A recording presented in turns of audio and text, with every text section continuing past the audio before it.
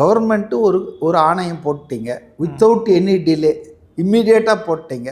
அந்த அம்மாவும் அங்கே போய் விசாரணையை மறுநாள்லேருந்தே தொடங்க ஆரம்பிச்சிட்டாங்க. அதே போல் சென்னை உயர்நீதிமன்றம் ஒரு எஸ்ஐடியை ஃபார்ம் பண்ணிச்சு. முதல்ல அந்த அம்மாவுக்கு இப்படி ஒரு நபர் ஆணையத்தை ஒரு அரசாங்கம் போட்ட பிறகு அரசாங்க உயர் அதிகாரிகள் 2 பேர், அதாவது அடிஷ்னல் டிஜிபி டேவிட்சன் தேவசகாயமும் சீனியர் ஐஏஎஸ் ஆஃபீஸர் செக்ரட்டரி லெவலில் இருக்கிறவங்க அமுதா அவங்களும் ஒரு ப்ரெஸ் கான்ஃபரன்ஸை நடத்தி கவர்மெண்ட் சைடில் எந்த தப்பும் இல்லை, போலீஸ் தரப்பில் எந்த தப்பும் இல்லை, அதாவது அவங்க என்ன சொல்லனா தாவேகா தப்பு தான் பண்ணதால் தான் இதை நடந்ததுன்னு சொல்லியே தவிர எங்ககிட்ட எந்த தப்பும் இல்லை, எங்கள் தரப்பில் நாங்கள் கரெக்டாக இருந்துக்கிட்டோன்னு சொன்னாங்க.